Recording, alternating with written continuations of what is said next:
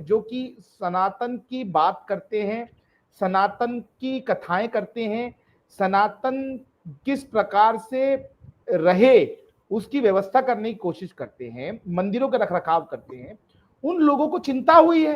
क्योंकि आप समझिए इस देश के अंदर सेना और सरकार, रेलवे के बाद सबसे ज्यादा यदि जमीन किसी के पास है तो वो वक्फ बोर्ड के पास है। अब ये आप समझिए कि अब्दुल पंचर वाला, मैं एक कोट कर रहा हूं, अब्दुल पंचर वाला पंचर की दुकान लगाता है डीएलएफ मॉल के सामने।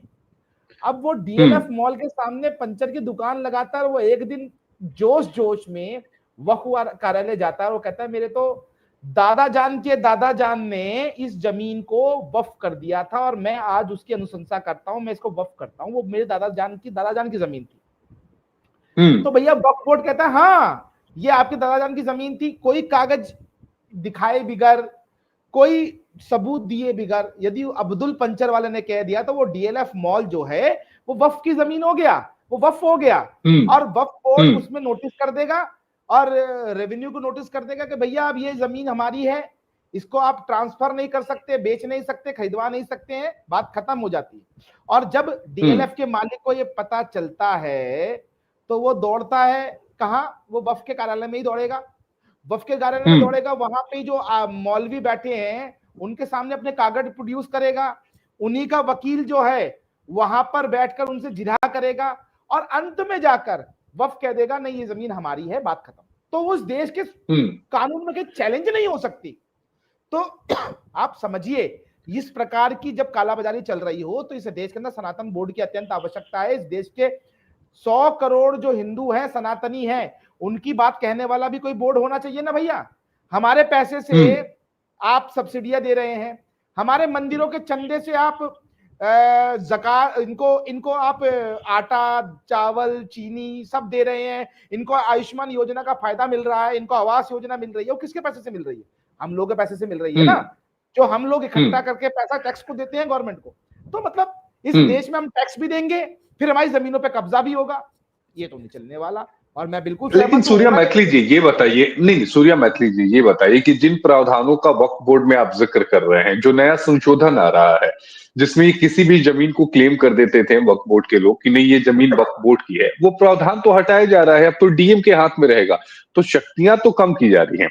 एक तरफ सनातन में ये मांग की जा रही है एक संगठन, कुछ संगठनों की तरफ से कि पूरी तरह से वक्फ बोर्ड खत्म कर दो, दूसरी तरफ ये कहा जा रहा है कि सनातन बोर्ड बना दो। कल को सिख कम्युनिटी कहेगी हमारा भी बोर्ड बना दो, फिर क्रिश्चियन कहेंगे हमारा भी बोर्ड बना दो, जैन कहेंगे हमारा भी बोर्ड बना दो, तो ये बोर्ड बनने का सिलसिला आखिर थमेगा कब? देखिए सिन्हा जी, जब तक वक्फ बोर्ड रहेगा तब तक सनातन बोर्ड की आवश्यकता और मांग उठती रहेगी और वो बनाने के लिए पुरजोर जो है सभाएं भी होंगी, प्रदर्शन भी होंगी, धरने भी होंगे और मांग भी होगी। लेकिन यदि सरकार हिम्मत दिखाती है और सरकार यदि वक्फ बोर्ड को खत्म कर देती है या वक्फ बोर्ड की शक्तियों को खत्म कर देती है, जो कि ये लिमिटलेस शक्तियां जिसे कहते हैं, हम ये कहेंगे कि ये अनगणित शक्तियां जो उनको दे रखी हैं, अपार शक्तियां जो दे रखी हैं, मतलब देश के अंदर पैरेलल सरकार चलाने की जो शक्तियां दे रखी हैं, अगर वो शक्तियां वो बंद कर देते हैं, खत्म कर देते हैं, तो शायद ऐसा लगेगा। क्योंकि हिंदू तो देखिए सर्व धर्म संभाव की बात करता है, वसुधैव कुटुंबकम की बात करता है, सबको साथ लेके चलने की बात करता है।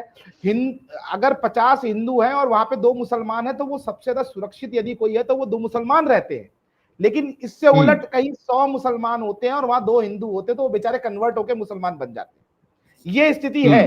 तो हम हिंदू होने के नाते इस चीज को गर्व से कहते हैं कि यदि इस प्रकार का जो अन्याय देश में हो रहा है, ये अन्याय यदि खत्म होता है, यदि ये अन्याय जो है, इस अन्याय के ऊपर सरकार संज्ञान लेती है, खत्म करती है, तो मेरा ये मानना है कि देवकीनंदन ठाकुर जी खुद ही कहेंगे नहीं आवश्यकता है सनातन बोर्ड की।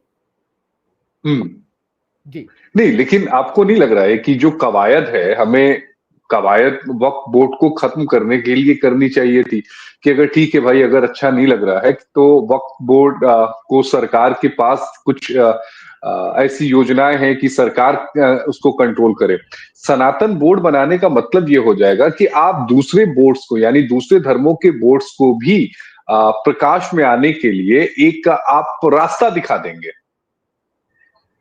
नहीं सिन्हा जी, मैं आपकी बात से सहमत हूं कि यदि सनातन बोर्ड आता है तो उसका हो सकता है कि हमारे सिख भाई कहें कि हमें सिख बोर्ड चाहिए, हमारे जैन भाई कहें, बौद्ध भाई कहें कि हमें बौद्ध बोर्ड चाहिए, हमें जैन बोर्ड चाहिए। लेकिन आप मेरी बात को नहीं समझ पाए। मेरा कहना यह है कि यदि वक्फ बोर्ड को खत्म करने की बात की जाती है तो इस देश के अंदर सो कॉल्ड सेकुलर जो दुमुहे सांप हैं वो ये कहना शुरू कर देते हैं आप टारगेट कर रहे हैं, आप एक कम्युनिटी को टारगेट कर रहे हैं। तो भैया हम टारगेट नहीं कर रहे हैं, हम किसी लाइन को मिटाने की बात नहीं कर रहे हैं, हम तो उस लाइन से बड़ी लाइन खींचने की बात कर रहे हैं। हम ये कहना चाहते हैं कि हम भी इस हिंदुस्तान में एग्जिस्ट करते हैं, हम इसे विश्व की सबसे शांति प्रिय प्रजाति है, हम वसुधैव कुटुंबकम की बात करते हैं, लेकिन अपने अधिकारियों के लिए हम अहिंसक रूप से संघर्ष करने के लिए भी तैयार हैं। यही कारण है कि सनातन बोर्ड की आवश्यकता हम लोग मांग कर रहे हैं। लेकिन इसके लेकिन एक बात बताइए कि वक्फ बोर्ड है उसका गठन 1954 में हुआ, तो 1954 के बाद अभी तक सनातन बोर्ड को लेकर पुरजोर तरीके से सनातनियों ने यानी हिंदू धर्म को मानने वालों ने कभी कोशिश क्यों नहीं की? आप चूंकि आप अनलिमिटेड पावर की जो बात कर रहे हैं, वो 2013 में जो अमेंडमेंट हुआ था उसमें अनलिमिटेड पावर यूपीए गवर्नमेंट 2 के टेन्योर में दिया गया था। एक जो उनको अनलिमिटेड पावर मिला था वो 1995 में जो अमेंडमेंट हुआ था वक्फ बोर्ड अमेंडमेंट एक्ट, उसमें उनको दिया गया था। तो उस समय विरोध क्यों नहीं किया गया था? उस समय लोग सड़कों पर क्यों नहीं आए थे? देखिए सिन्हा जी, उस समय में भी विरोध किया गया था, उस समय भी लोग सड़कों पे आए थे, उस समय भी लाठियां खाई थी, उस समय भी इसी प्रकार से सभाएं हुई थी। लेकिन तो वो समय डिजिटल युग नहीं था। आज यदि केरल में कोई बात होती है तो वो पूरे भारत में प्रसारित होने के लिए मात्र 2 मिनट चाहिए होते हैं। आप लोग ब्रेकिंग न्यूज चलाते हैं कि आज केरल के अंदर ये लाठीचार्ज हुआ।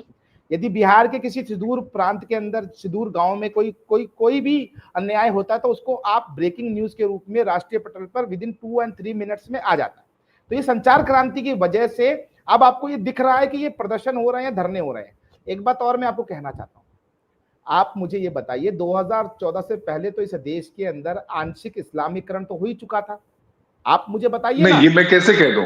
ये मैं कैसे कह दूंगा? मैं कह रहा हूं ना, मैं बताता हूं ना हाँ, आपको। आप कह आप सकते हैं, मैं मुझे कैसे बताइए। कह दूंगा? हाँ, मैं बताता हूं ना आपको। इस देश की हम्म। जितनी भी शिक्षा प्रणाली थी, किताबें थी, उसके अंदर क्या बताया गया? अकबर महान बताया गया, शाहजहां को महान हम्म। बताया गया। आपको मुगलों हम्म। के राजाओं के नाम तो याद होंगे, जरा मुझे बता सकते हैं महाराणा प्रताप के पिताजी का नाम क्या था? आप मुझे बता सकते हम्म। हैं कि राजा टोडरमल के पिताजी का नाम क्या था? आज भी उनका उन्होंने जिक्र नहीं मिलता है, बल्कि मैं यस, तो यही एंशियंट मैं कहना इंडियन चाहता हिस्ट्री हूं। आर्कियोलॉजी का छात्र रहा हूं। जिक्र नहीं मिलता। हमने तो बहुत गहनता से इतिहास को पढ़ा है अपने ग्रेजुएशन के दिनों में, बहुत ज्यादा डिटेल मिलता नहीं है। कारण क्या है? कारण यह है कि इस देश के अंदर स्वतंत्रता के बाद से लगातार जो शिक्षा मंत्री रहे वो कुछ ना कुछ इस प्रकार की चीजें करते रहे, क्योंकि वो जिस समुदाय से आते थे, वो सो कॉल्ड जो शांति प्रिय समुदाय है उससे आते थे, और वो एग्जीक्यूशन जो है शिक्षा प्रणाली में वो करते चले गए। अकबर को महान बताया गया, राणा प्रताप के लिए क्या कहा गया, शिवाजी के लिए क्या कहा गया। हमारी कहानियों में जो है हम शिवाजी को पढ़ते हैं, हम जीजाबाई को पढ़ते हैं, हम रानी लक्ष्मीबाई को पढ़ते हैं, लेकिन उनके विषय में कितना लिटरेचर अवेलेबल है। इसीलिए मैंने कहा कि ये देश जो है मानसिक रूप से आंशिक इस्लामीकरण हो चुका था। इस देश के अंदर कब्रिस्तान की राजनीति होती थी, इस देश में जकात की हम्म। राजनीति होती थी, इस देश के अंदर जो है आपका सब्सिडी की राजनीति होती थी, इफ्तार के अंदर बड़ी बड़ी इफ्तारियां होती थी। अरे प्रधानमंत्री कार्यालय तक इफ्तारियां होती थी। आज वो लोग हम्म। प्रधानमंत्री कार्यालय में कभी कभी जो है इफ्तारी का मजा लेते थे, वो लोग प्रधानमंत्री कार्यालय के अंदर आज जो लक्ष्मी गो पूजन हो जाए और कन्या पूजन हो जाए तो उस पर छातियां तो पीटते हैं और चूड़ियां तोड़ते हैं। ये वही लोग हैं जिन्होंने की वक्फ बोर्ड को वक्फ बोर्ड नहीं, इतना बड़ा अजगर बना दिया कि वो सारी संपत्तियों को हड़पने लग गया। और एक बात हम्म। और, 2014 के बाद से इस देश के सनातनियों को यह विश्वास हुआ कि हमारा भी कोई रक्षक है। यहां पर मैं हम्म। किसी संप्रदाय को टारगेट करने की बात नहीं कर रहा, मैं यहां पर अधिकारों की बात कर रहा हूं।